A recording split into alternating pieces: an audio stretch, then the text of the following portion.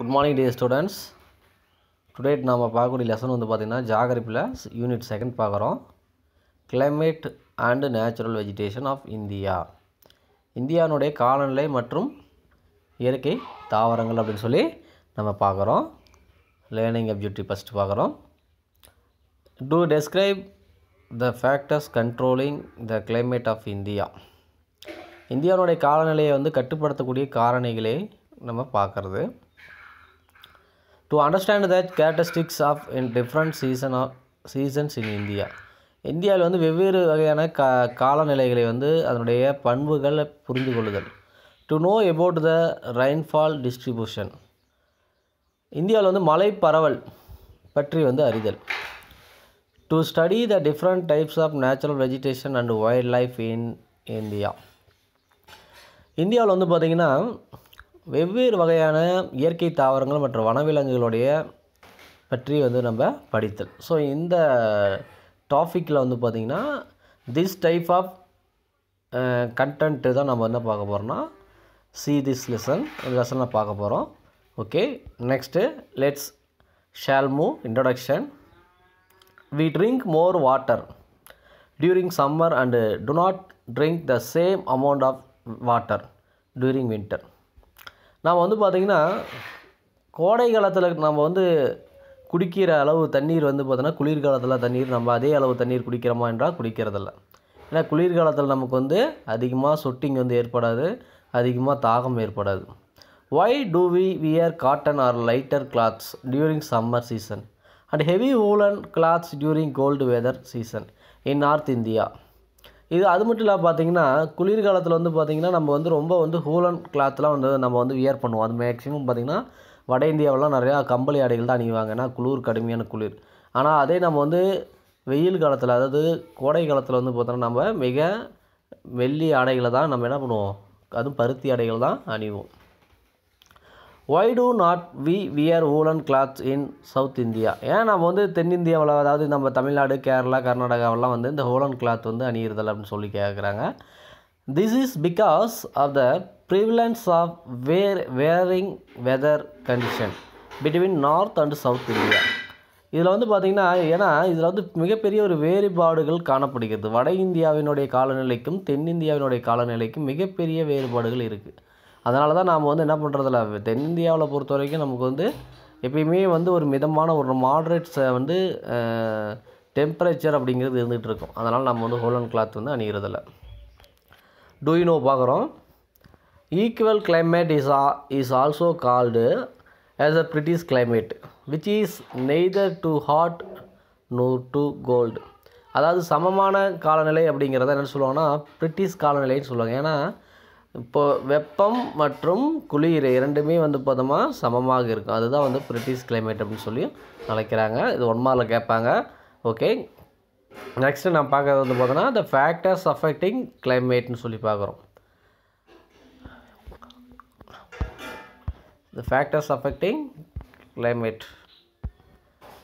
Factors அதாவது காலநிலையை வந்து பார்த்தோன்னா பாதிக்கும் காரணிகள் அப்படின்னு சொல்லி நம்ம பார்க்குறோம். Climate of India is affected by the factors of latitude, altitude, distance from the seas, monsoon, wind, relief features and jet stream.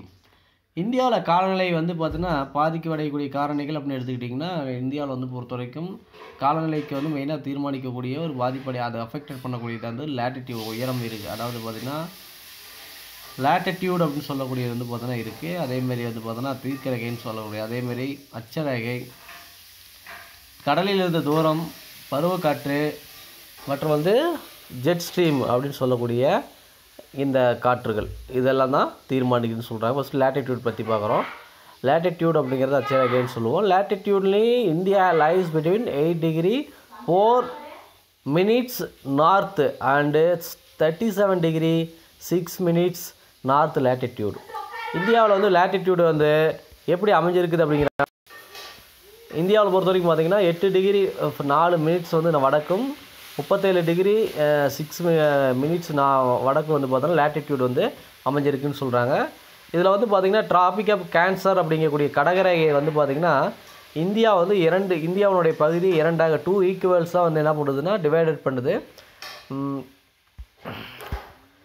The area located to south of Tropic of Cancer experiences high temperature and no severe cold season throughout the year, whereas the area to the north of this parallel enjoys subtropical climate. இதில் வந்து பார்த்தீங்கன்னா இரண்டாக பிரிக்கக்கூடிய இந்த கடகரேகையானது தெற்கு புறம் வந்து பார்த்தீங்கன்னா மிக அதிகமான ஒரு வெப்பநிலையையும் அதே மாதிரி குளிர்காலத்தில் மிக தீவிரமான ஒரு குளிர்காலமாகவும் வடக்கு பகுதியை விட தெற்கு பகுதி வந்து அதிகமாக காணப்படுவதில்லை அப்படின்னு சொல்கிறாங்க. ஏன்னா அது அமைஞ்சிருக்கக்கூடிய வந்து துணை வெப்பமண்டல காலநிலையில் இணையாக அமைஞ்சிருக்கிறதுனால அது மாதிரி வந்து தெற்கு பகுதி இருக்குது அப்படின்னு சொல்கிறாங்க. அடுத்து ஆல்டிடியூட்னு சொல்லி பார்க்குறோம். ஆல்டிடியூடுங்கிறது வந்து இங்கே வந்து உயரம் சொல்லலாம். when the altitude increase the temperature decreases. உயரம் வந்து போக போக என்ன ஆகும்னா டெம்பரேச்சர் குறையுன்னு சொல்கிறாங்க. அதான் பார்த்திங்கன்னா உதாரணமாக பார்த்தோன்னா ஹில்லி ஏரியா எடுத்துக்கங்க. இப்போ வந்து ஊட்டி, கொடைக்கானல், ஏற்காடு, நம்ம கொல்லிமலையெல்லாம் பார்த்திங்கன்னா மேலே போக போக நமக்கு என்ன ஆகும்னா அதனுடைய டெம்பரேச்சர் வந்து குறையுது. டெம்பரேச்சர் டிகிரிஸ் எப்படி ஆகும்னா இப்போ வந்து 6.5 degree Celsius for every 1000 metres of ascent. இப்போ நீ 1000 மீட்டர் உயரம் போக போக என்ன ஆகும்னா 6.5 டிகிரி செல்சியஸ் வெப்பநிலை என்ன ஆகுங்கிறாங்கன்னா குறையுங்கிறாங்க. இதை தான் என்ன சொல்கிறாங்க அழைக்கிறாங்க அப்படின்னு பார்த்தீங்கன்னா it is called normal labs rate அப்படின்னு சொல்கிறாங்க. நார்மல் லேப்ஸ் ரேட் அப்படின்னு சொல்கிறாங்க. Hence places in the mountains are cooler than the places on the plains. So ஆகவே தான் வந்து பார்த்திங்கன்னா சமவெளிகளை காட்டிலும் மலைப்பகுதிகள் வந்து குளிர்ச்சியாக இருக்குது அப்படின்னு சொல்கிறாங்க. ஊட்டி, several other hill station of South India and of the Himalayan ranges like Mussoorie, Shimla, இப்போ இந்த மாதிரி இடங்கள்லாம் வந்து நமக்கு வந்து குளிராக இருப்பதற்கான காரணம் are much cooler than the places located on the Great Plains. So அதனால தான் இந்த இடங்கள் வந்து பார்த்தோன்னா மிகப்பெரிய சமவெளியில் காட்டிலும் இந்த மலைப்பகுதிகளில் ஹில்லி ஏரியாவில் எப்படி இருக்கு குளிர்ச்சியாக இருக்குதுன்னு சொல்கிறாங்க. நெக்ஸ்ட் வந்து பார்த்திங்கன்னா find out the temperature of Ooty 2240 metre when it is 35 degree Celsius in Chennai 6.7 metre. இப்போ ஊட்டி வந்து பார்த்திங்கன்னா 2240 மீட்டர் உயரம் இருக்குது.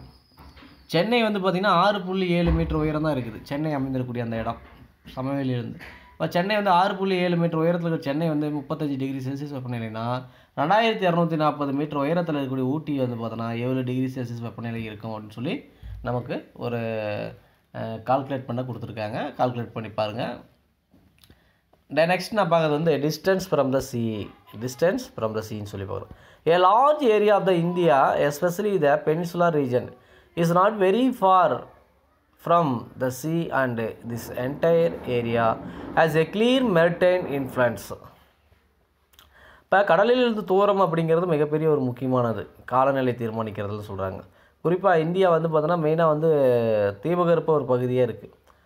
இப்போ இதில் வந்து கடலிலிருந்து மிக தொலைவு அப்படிங்கிறது வந்து பார்த்தோன்னா ரொம்ப மிக தொலைவு அப்படிங்கிறது இல்லை, மிக அருகாமையில் தான் இருக்குதுன்னு சொல்கிறாங்க. இது ஒரு இன்ஃப்ளூயன்ஸ் வந்து பார்த்தோன்னா இப்போ கிளைமேட்டு வந்து தீர்மானிக்கிறது இன்ஃப்ளூயன்ஸ் வந்து சீனோட இன்ஃப்ளூயன்ஸ் வந்து மிகப்பெரிய அளவு ஒரு இருக்குதுன்னு சொல்கிறாங்க. This part of the country does not have a very clearly marked winter and the temperature is equal almost throughout the year. So நம்ம கடலுக்கு அருகாமையில் வந்து நம்மளுடைய நிலப்பகுதி அமைந்திருக்கிறதுனால அப்போ வந்து ஒரு சமமான காலநிலை வந்து ஆண்டு முழுவதும் இருக்குது அப்படின்னு சொல்கிறாங்க. Area of the central and north India experience much seasonal variation in temperature due to the absence of the influence of the seas. வட இந்தியாவும் தென்னிந்தியாவும் பார்த்திங்கன்னா அந்த சீசனல் வேரியேஷன் அப்படிங்கிறது வந்து பருவகால வேறுபாடுகள் அப்படிங்கிறது இந்த வெப்பநிலையில் வந்து பார்த்தோன்னா ஏற்படுது அப்படின்னு சொல்கிறாங்க. Here summers are hot and winter are cold. அப்போ இதே வந்து பார்த்திங்கன்னா இங்கே என்ன ஆகுது, சம்மரில் வந்து ரொம்ப ஹாட்டாகவும் வின்டரில் வந்து குளிராகவும் இருக்குதுன்னு சொல்கிறாங்க.